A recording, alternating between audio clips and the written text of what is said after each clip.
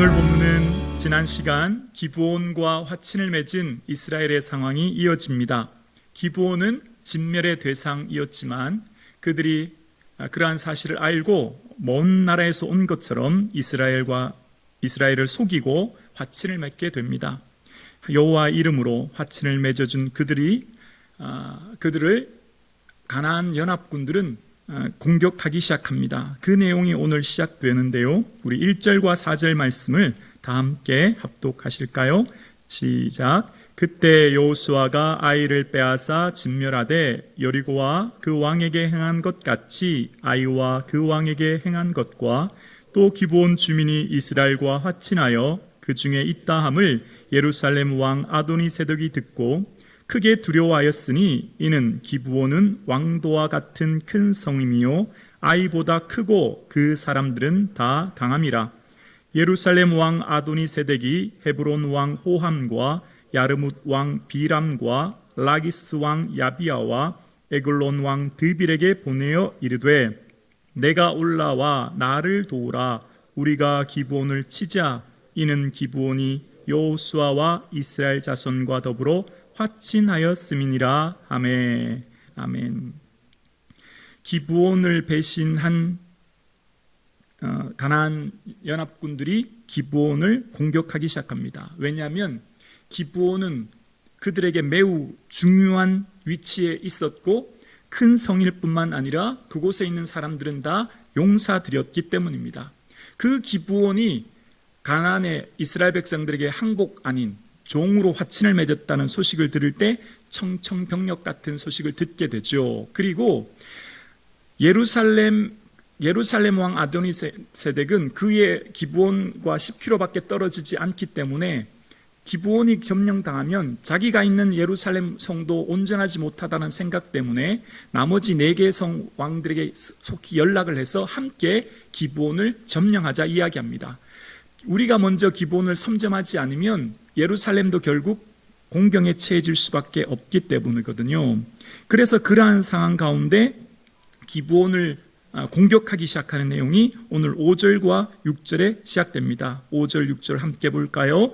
아모리 족속의 5 왕들 곧 예루살렘 왕과 헤브론 왕과 야르뭇 왕과 라기스 왕과 에글론 왕이 함께 모여 자기들의 모든 군대를 거느리고 올라와 기브온에 대진하고 싸우니라. 기브온 사람들이 길갈 진영에 사람을 보내어 여호수아에게 전하되 당신 종들을 돕기를 더디하지 마시고 속히 우리에게로 올라와 우리를 구하소서.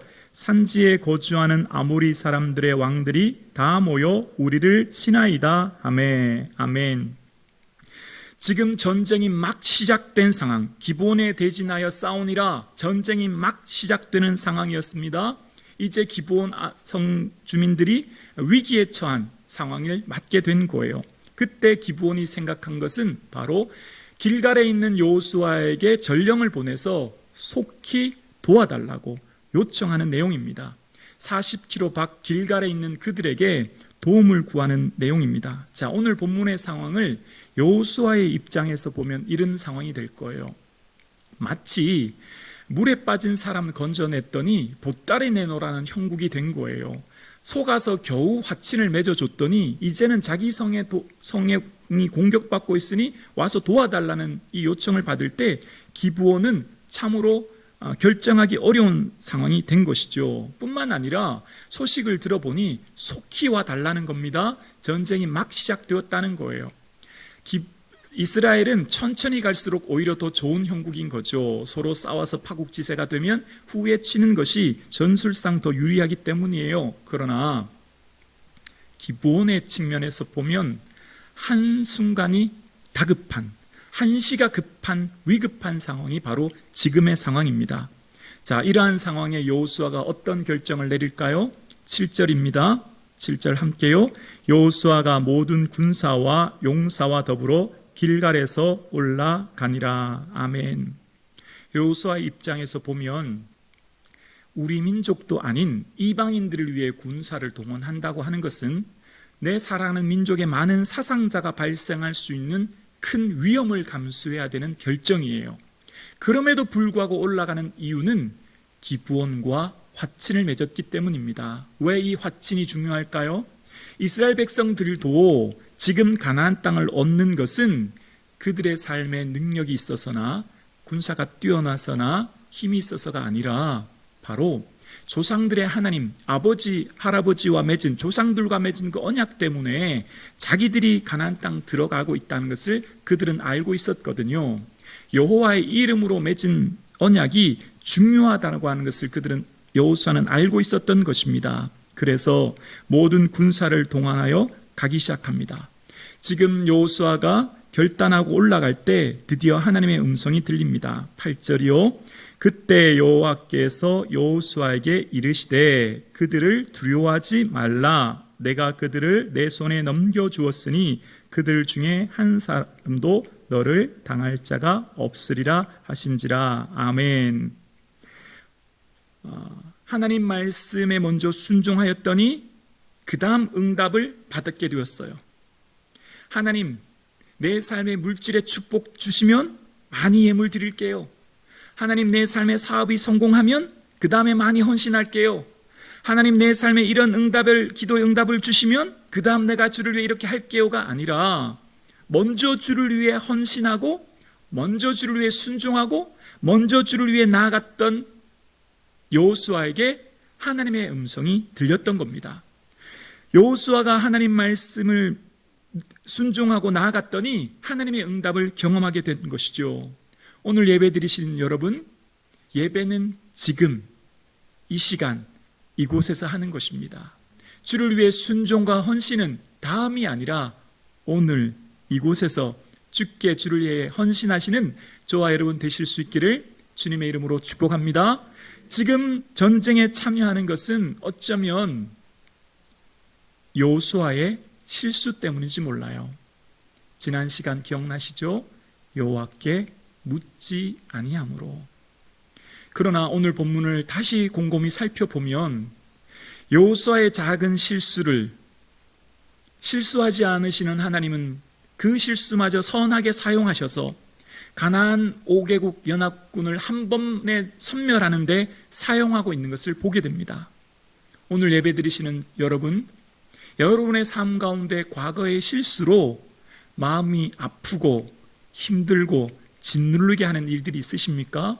그렇다면 그것마저 선용하실 주를 바라보시고 인내함으로 나아가시는 저와 여러분 되기를 주님의 이름으로 축복합니다.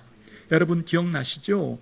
오늘 본문은 여호수아 개인의 실수지만 우리는 창세기의 요셉에 보면 내 실수가 아닌 형들의 실수 때문에 요셉이 고난당하는 내용도 등장합니다. 그러나 그것마저도 당신들은 나를 헤아려 하였으나 하나님은 그것을 선으로 바꾸사 오늘과 같이 만민의 생명을 구원하게 하려 하셨나니, 타인이 나를 향한 실수를 했어도 하나님은 그것을 선으로 바꾸시는 하나님을 고백했던 요셉의 고백처럼 오늘 예배드리시는 저와 여러분, 타인이 실수로 나에게 아프게 할지라도 그것마저 선으로 바꾸실 주를 기대하시는 저와 여러분 되실 수 있기를 주님의 이름으로 축복합니다. 그 어떤 것들이 나를 짓누르고 힘들게 하고 아프게 한다면 주님께 맡기심으로 성령께서 주시는 평안함의 은혜를 누리시는 저와 여러분 되기를 소원합니다. 이전 것은 지나갔으니 보라 새 것이 되었도다. 믿음 안에 있는 성도에게는 성령의 임재하심은 언제나 내일을 바라보게 하시고 미래를 바라보게 하시고 하나님 나라를 바라보게 하십니다. 성령님께서는 과거를 돌아보며 후회하거나 자책하지 않게 하시죠. 그 좋으신 주를 바라보고 나아가시는 저와 여러분 되실 수 있기를 주님의 이름으로 축원합니다. 그 소식에 여호수아는 결단하여 나아갑니다. 우리 9절 함께 큰 목소리로 봉독할까요? 여호수아가 길갈에서 밤새도록 올라가 갑자기 그들에게 이르니. 아멘.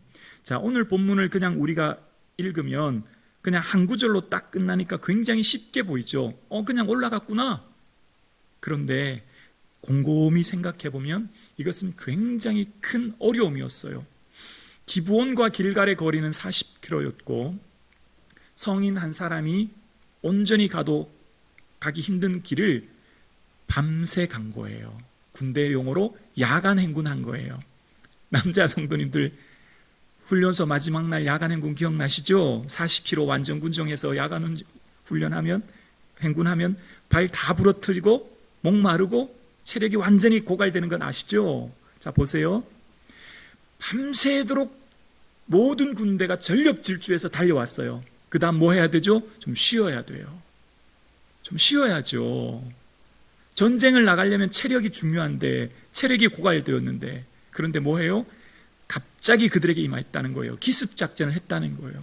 이스라엘 백성들의 군사들의 측면에서 보면 여호수아 너무한 것 아닙니까? 우리가 밤새 올라왔는데 좀 쉬게 해주셔야지. 우리를 이렇게 힘들게 합니까? 그런 생각이 들 본문이 오늘 내용이에요. 그런데 왜 여호수아는 밤새 갔을까요? 왜 여호수아는 밤새 쉬지도 않고 가서 도착하자마자 또 전쟁에 참여했을까요? 여호수아의 마음에는 기브온 백성들을 헤아리는 마음이 있었던 거예요. 한시라도 빨리 가지 않으면 기브온에 있는 많은 사람들이 사상자가 발생할 수 있으니 도와주기 위해 간 거예요. 여호수아는요, 예수님의 히브리식 이름이에요. 예슈아, 바로 예수님을 예슈아라고 하는 거죠. 여호수아는 예수님의 예표된 인물입니다. 다시 그러면 살펴보면 우리의 삶은요, 기브온과 같은 삶이었죠. 진멸의 대상이었죠. 본질상 진노의 자녀였고 허물과 죄로 죽어야 할 자였죠. 그러나 예수 그리스도의 십자가의 보혈로 구원 얻게 된 것입니다. 기브온의 마음에는 주의 마음을 품은 거죠. 그리고 여호수아의 마음에는 주를 향한 마음을 품었던 거죠. 그리고 그 길에게 나갔던 것입니다. 오늘날 하나님이 주목하시는 교회가 어떤 교회일까요? 오늘날 하나님이 주목하는 성도는 어떤 성도일까요? 예수님의 마음 품는 성도. 아멘이시죠? 예수님 마음 품는 성도. 어떻게 하면 예수님 기쁘시게 될까? 예수님 무엇 때문에 마음 아파하실까? 어떻게 하면 예수님 위해서 내 남은 삶을 살아드릴까? 생각하며 사는 삶. 지금 여호수아의 삶은요, 기브온을 향한 그 마음을 품었던 거예요. 그러니 한시가 급한 거예요. 지금 전쟁이 치열하게 벌어지고 있으니 내 사랑하는 아내와 딸들, 자녀들이 죽는다고 생각해 보세요. 그 마음을 품고 갔던 거죠. 오늘 성북중앙교회가 예수님의 마음을 품는 교회 될 수 있기를 주의 이름으로 축원합니다.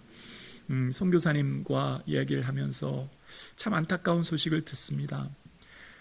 코로나19로 교회들마다 재정적으로 참 어려워지게 되었고, 교회들마다 재정이 어려우니 선교 후원을 많이 줄였다는 소식을 듣습니다. 참 안타깝습니다. 물론 그런 상황이 어쩔 수 없는 상황이겠지만, 이런 소식을 들을 때 하나님, 우리 교회를 택하셔서 우리 교회가 해야 될 일이 많고 써야 될 곳이 많지만 우선순위를 하나님 기뻐하는 일에 두게 하옵소서. 저와 여러분, 그러한 교회 되기를 주의 이름으로 축원합니다. 좀 어렵습니다. 살림살이나 교회 살림이 어려울 수 있고 여러 가지 해야 될 일이 많지만 예수님 뭘 기뻐하실까? 저 타국에서, 모슬렘에서, 해외에서 선교하는 그 선교사님들을 향해 후원하고 기도하는 것, 그것이 우리가 해야 될 일 아니겠습니까? 뿐만 아니라 미자립교회 목사님들의 삶을 들으니 정말 마음이 아픕니다. 세를 내지 못해서 온갖 꾸준 일을 하신다고 하는 그 선교사님, 그 미자립교회 개척교회 목사님들을 생각하며 우리 교회가 해야 될 많은 곳들이 있지만 많은 우선순위에 하나님 기뻐하시는 선교에 많은 우선순위를 두는 교회 되기를 주님의 이름으로 축복합니다. 그렇습니다. 하나님이 주목하시는 교회는 하나님 기쁘시게 하는 교회, 하나님 마음 헤아리는 교회인 겁니다. 하나님 마음에 들면 나머지는 하나님이 다 해결해 주시는 것입니다. 그 믿음 가지고 가정과 기업과 교회를 이끌어가는 것입니다. 오늘 예배드리시는 저와 여러분의 삶에 예수님의 자랑되는 삶 되기를 주님의 이름으로 축복합니다. 자, 이제 순종하였습니다. 전적으로 의지하고 나아갑니다. 전쟁의 가장 불리한 타이밍, 전쟁의 가장 불리한 조건, 전쟁의 가장 어려운 상황에 순종하고 나아갔더니 어떻게 역사하시는지를 우리는 말씀을 통해 확인하겠습니다. 10절입니다. 함께요. 여호와께서 그들을 이스라엘 앞에서 패하게 하심으로 여호수아가 그들을 기브온에서 크게 사륙하고 벳토른에 올라가는 비탈에서 추격하여 아세와와 막게다까지 이르니라. 그들이 이스라엘 앞에서 도망하여 벳토른의 비탈에서 내려갈 때 여호와께서 하늘에서 큰 우박덩이를 아세가에 이르기까지 내리심에 그들이 죽었으니 이스라엘 자손이 칼에 죽은 자보다 우박에 죽은 자가 더 많더라. 아멘. 가장 불리한 조건에 믿음으로 순종하였던 그들에게 여호와께서 이스라엘 앞에서 그들을 패하게 하셨습니다. 주께서 일하십니다. 주께서 다 하십니다. 하나님 기쁘시게 하면, 하나님 기뻐하는 일에 우선순위를 두면 후선순위에 있는 나머지 일들은 주께서 해결하심을 우리는 본문을 통해 봅니다. 믿음으로 순종하면 상상을 초월하는 응답을 경험합니다. 다시 고백합니다. 믿음으로 순종하면 상상을 초월하는 응답을 경험합니다. 어떻게 하늘에서 우박이 이스라엘과 5개국이 뒤엉켜 싸우는데 이스라엘은 한 사람도 안 다치고 적들만 죽을 수 있습니까? 기적 중에 기적인 겁니다. 마치 천사가 하늘에서 종조중하여 공격하듯이. 공동번역은 하늘에서 주먹 같은 우박이 쏟아졌다고 이야기합니다. 어떻게 이런 일이 있을 수 있습니까? 팔레스틴 기후는 우박이 내리기 어려운 기후입니다. 한국의 기후와 전혀 다른 기후예요. 그들의 삶 가운데 이것은 상상을 초월하는 일인 거죠. 그렇습니다. 우리가 하나님 기뻐하시는 일에 순종하면 주님이 다 이루실 줄로 믿습니다. 주님이 일하심을 저와 여러분 순종함으로 목격하는 저와 여러분 되기를 주님이 이름으로 간절히 축복합니다. 그렇습니다. 그렇게 나아가 전쟁이 치러집니다. 그런데 문제가 또 생깁니다. 날이 어두워지면 지형과 지리에 익숙한 가나안 연합군의 더 유리한 조건으로 전세가 역전될 위기에 처해진 겁니다. 다시 말하면 그들에게는 절대적으로 시간이 부족한 상황이 되었습니다. 시간이 부족한 이 상황, 이 문제의 상황 가운데 여호수아가 어떻게 할까요?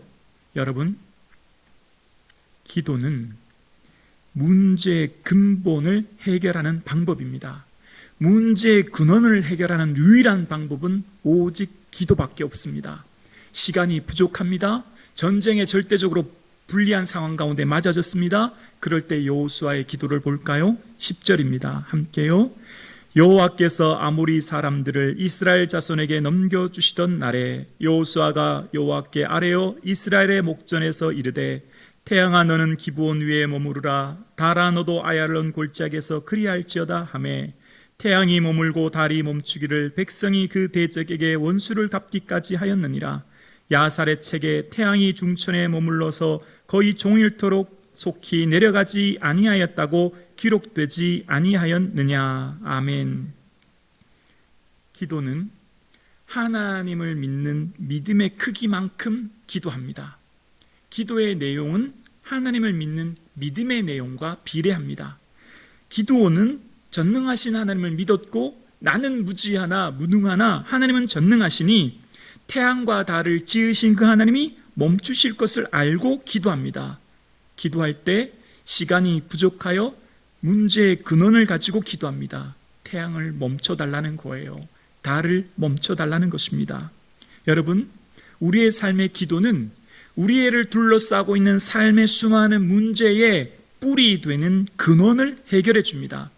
여호수아의 기도는 바로 절대적인 시간 부족이라고 하는 한계 상황 가운데 하나님께 기도하게 되었고 그 믿음의 기도가 태양과 달을 멈추게 하는 능력을 경험하게 된 것입니다. 여러분, 문제 없는 인생은 아무도 없어요.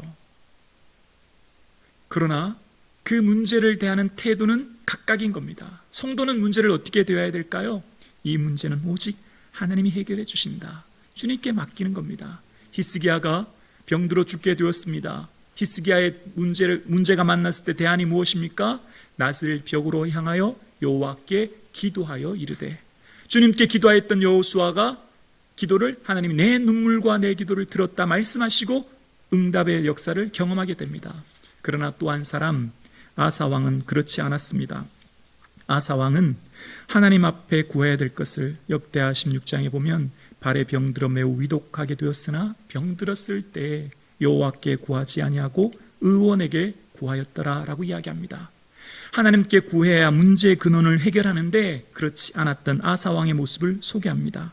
그렇습니다. 성전에 올라갈 때 베드로와 요한이 안진뱅이에게 뭘 줬습니까? 금과 은을 준 게 아니에요. 근원을 해결해 주는 거죠. 문제의 근원을 해결해 주는 거예요. 우리의 삶의 기도는 문제의 근원을 해결하는 열쇠인 겁니다. 그래서 땅에서 매면 하늘에서 매이고요, 땅에서 풀면 하늘에서도 풀리는 거예요. 그 열쇠가 뭐예요? 기도예요. 마태복음 18장 18절에 너희가 땅에서 매면 하늘에서도 매일 것이요 무엇이든지 땅에서 풀면 하늘에서도 풀리리라. 여러분, 제가 질문해 볼까요? 여러분, 땅에서 푸는 방법이 뭐예요? 땅에서 푸는 방법을 마태복음 18장 19절 그 다음 9절에 소개합니다. 우리 함께 볼까요? 18장 그 다음 19절입니다. 함께요. 시작. 진실로 다시 너희에게 이르노니 너희 중에 두 사람이 땅에서 합심하여 무엇이든지 구하면 하늘에 계신 내 아버지께서 그들을 위하여 이루게 하시리라. 아멘. 땅에서 푸는 열쇠, 땅에서 풀면 하늘에서 풀린다 하셨는데, 땅에서 푸는 유일한 열쇠는 함께 기도하는 것입니다. 기도만이 문제를 해결하는 방법인 줄로 믿습니다. 기도가 가장 근본되는 문제를 해결하는 유일한 해결책입니다. 저와 여러분, 땅에서 풀면 하늘에서도 풀린대요. 땅에서 푸는 열쇠를 오늘 본문에 마태복음 18장 19절에 소개합니다. 두 사람이 합심하여 기도하는 것이래요. 기도의 역사가 이만큼 크다는 것을 소개합니다. 여러분, 어떤 문제가 있으세요? 어떤 어려움이 있으세요? 우리에게는 누구에게나 주신 기도의 특권이 있습니다. 주님 앞에 기도하면 주님께서 해결해 주신대요. 오늘 저와 여러분 낙심하지 마시고 주님 앞에 기도하는 저와 여러분 되실 수 있기를 주의 이름으로 축원합니다. 그렇습니다. 주님께서 주신 이 소중한 열쇠인 기도를 사용하시는 저와 여러분 되실 수 있기를 주님의 이름으로 간절히 축원합니다. 그 전쟁 후 하나님께서는 사람의 목소리를 들으신 것이 이전에도 후에도 없었다고 말씀하십니다. 그리고 15절 우리 함께 읽어볼까요? 함께 15절입니다. 15절입니다. 여호수아가 온 이스라엘과 더불어 길갈 진영으로 돌아왔더라. 아멘.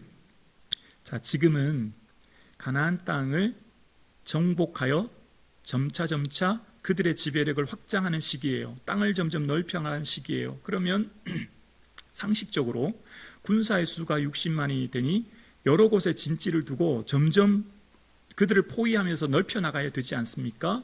그런데 굳이 돌아올 필요가 없는데 오늘 본문 15절에 보면 길갈 진영으로 돌아왔더라 라고 이야기합니다. 왜 돌아와요? 그냥 더 넓혀나가서 계속 전쟁에서 나가면 더 쉬울 텐데 굳이 돌아올 필요가 있나요?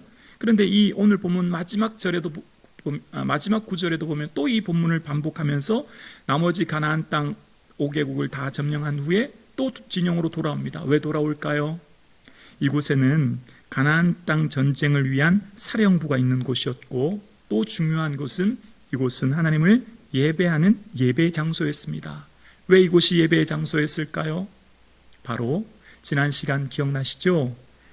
요단강을 건널 수 없는 상황 가운데 건너게 하셨고, 그곳에서 12도를 취하게 하셔서 그 지파들이 이 길갈에 12도를 세워둔 겁니다. 후일에 너희 후손들이 묻거든 하나님께서 너희가 이 요단을 건너게 하셨다 보여주는 징표로 삼으라 말씀하신 장소가 이 길갈인 겁니다. 길갈에 돌아와 그들은 무엇을 볼까요? 우리 힘으로 할 수 없으나 주님 힘으로 할 수 있습니다 라고 하는 것을 고백하게 하며 또 한 가지 기억하게 하는 겁니다. 길갈에서 중요한 것은 기억하는 거예요. 뭘 기억하죠? 하나님의 은혜를 기억합니다. 여러분의 삶의 길갈은 어디십니까? 삶의 은혜를 회상하며 새로운 힘을 얻고 위로를 얻는 장소가 어디십니까? 바로 이 성전이 될 수 있기를 주의 이름으로 축원합니다. 늘 성전에 돌아와 늘 성전에 모여 주의 은혜를 기억하는 곳, 그리고 그들은 길갈에서 유월절을 행하며 할례를 행함으로 그들의 정체성을 명확하게 합니다. 성전에서 예배드림으로 우리는 하나님 나라 시민이라고 하는 것을 명확하게 하는 곳이죠. 그러면서 뭐 한다고요? 기억하는 겁니다.